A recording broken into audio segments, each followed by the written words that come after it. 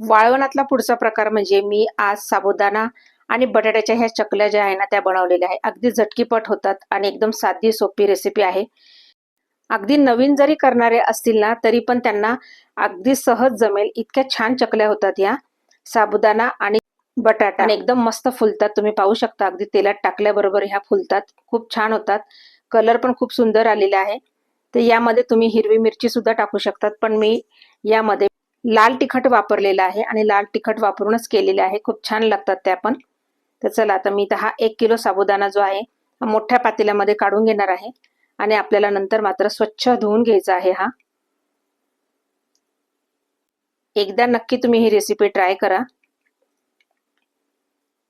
बघा असं वेगवेगळ्या प्रकारे आपण चकल्या बनवतो. भगरीच्या देखील आपण चकल्या बनवतो.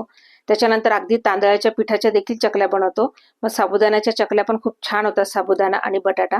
तर इथे मी 1 किलो साबुदाणा घेतलेला आहे आणि तो अगदी स्वच्छ धुवून घेतलेला आहे, पाहू शकता.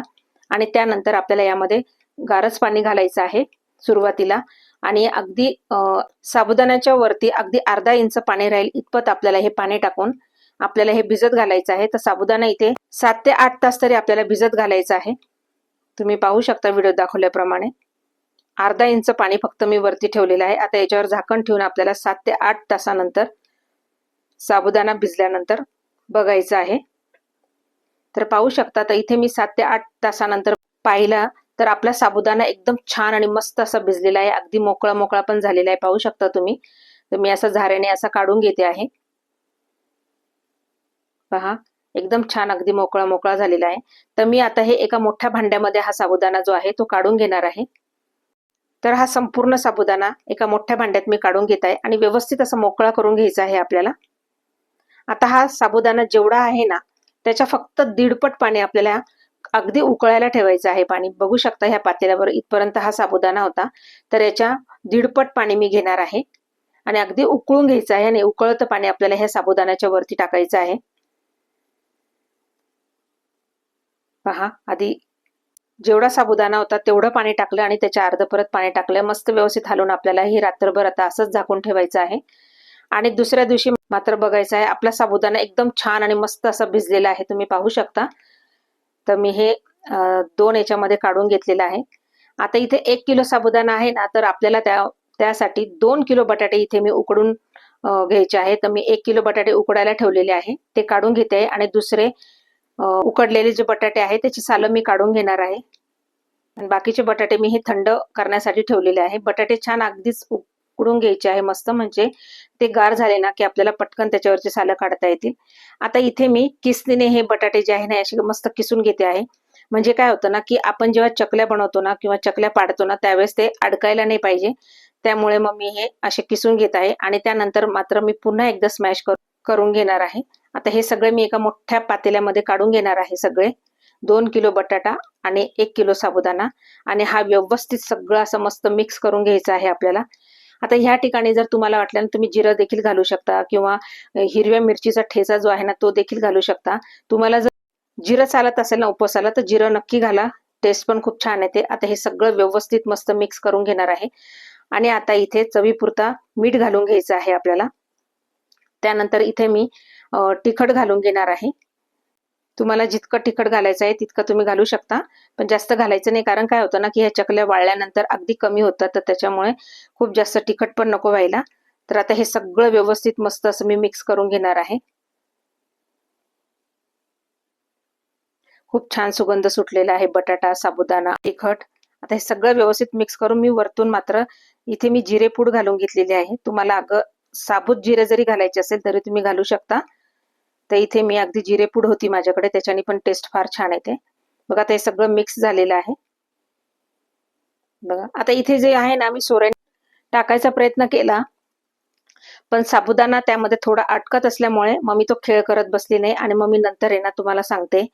इथे मी आपल्या ज्या आयसिंग बॅग असतात ना त्याचा यूज केलेला आहे. त्याने अगदी भरभर भरभर होतात ह्या. तर मग मी आधी तुम्हाला ह्या सोऱ्याने काढून दाखवते आहे. त्याने छान पडायच्या पण अगदीच बारीक पडत होत्या आणि साबुदाणा त्यामध्ये थोडासा अडकत होता, जरी आपला भिजलेला जरी असला तरी. बघा इतक्या मी अगदी भरभर करून घेतलेल्या आहे आयसिंग बॅगने. ते ह्या मी अशा पटकन अशा भरून ठेवत होते आणि त्यानंतर मग मी या टाकत होते. ते एकदम छान आणि मस्त पडत होत्या. आपल्याला जितक्या जाड पाहिजे, बारीक पाहिजे त्यानुसार आपल्याला यांची टोकं जे आहे ते कट करून मग मात्र आपल्याला चकली ही करून घ्यायची आहे. पहा किती आणि मस्त होतात आणि भरकन होतात. पाहू शकता तुम्ही किती छान अगदी मस्त पाडल्या जातात त्या. तुम्हाला लहान मोठी कशी हवी आहे त्या हिशोबाने तुम्ही करू शकतात. इथे मी एकटी असल्यामुळे प्रत्येक वेळेस मी अशा 3-3 पॉलिथिन जे आहे ते असं भरून घेत होते आयसिंग बॅगच्या आणि त्यानंतर मी ह्या करून घेत होते. त्यामुळे त्या करायला अजिबातच वेळ लागला नाही आणि भरकन झाल्या. पाहू शकता तुम्ही एकदम छान अगदी. मी आधी ज्या वाळलेल्या दिसतात ना त्या मी सोऱ्याने घातलेल्या होत्या, पण त्यानंतर मात्र मी अशा आयसिंग बॅगने घातलेल्या आहे. खूप छान होतात. एकदा नक्की तुम्ही ही रेसिपी ट्राय करा. चला आता 2 दिवसानंतर आपण भेटूया. आपल्या ह्या ज्या चकल्या ज्या आहेत त्या वाळल्यानंतर. बघा 2 ते 3 दिवस मी ह्या आतच सुकवलेल्या आहे. माझ्या इथं थोडंफार ऊन येतं आतमध्ये पेंट हाऊसमध्ये आणि त्यानंतर कडक उन्हामध्ये मी ह्या वाळवून घेतलेल्या आहे. खूप सुंदर झालेला आहे बघा. कलर पण मी यामध्ये तिखट घातल्यामुळे कलर असा आलेला आहे. बघा आता इथे गॅसवर मी कढई ठेवलेली आहे आणि त्यामध्ये तेल मस्त असं गरम करून घेतलेलं आहे आणि त्यामध्ये आपण बघू शकता की आपले ज्या चकल्या आहेत त्या किती छान अशा मस्त फुललेल्या आहेत आणि एकदम अशा खुसखुशीत झालेल्या आहे. कारण आपण यामध्ये साबुदाणा वाफवून घेतलेला होता. त्यामुळे जर आपण साबुदाणा वाफवून नाही घेतला ना तर मग त्या चकल्या ना कडक लागतात. अगदी तळल्यानंतर पण कडक लागतात. त्याच्यामुळे मी इथे साबुदाणा वाफवून घेतलेला आहे. बघा आता एक बॅच तळून झाली. आता दुसरी बॅच पण बघा एकदम सुंदर वाळलेले आहे. खूप छान दिसतात पण आहे. कलर पण खूप सुंदर आलेला आहे त्यांना. तर नक्की एकदा ही रेसिपी तुम्ही ट्राय करून बघा. पहा किती छान अगदी मस्त झालेले आहे. तर अशा प्रकारे मी अजून थोड्या काही चकल्या ज्या आहेत त्या तळून घेणार आहे. पहा किती सुंदर असा मस्त असा कलर पण आलेला आहे. मी तुम्हाला एक तोडून पण दाखवते. एकदम असे खुसखुशीत झालेले आहे. खूप छान चवीला पण खूप सुंदर झालेले आहे. तर नक्की एकदा ट्राय करून बघा आणि मला कमेंट करा.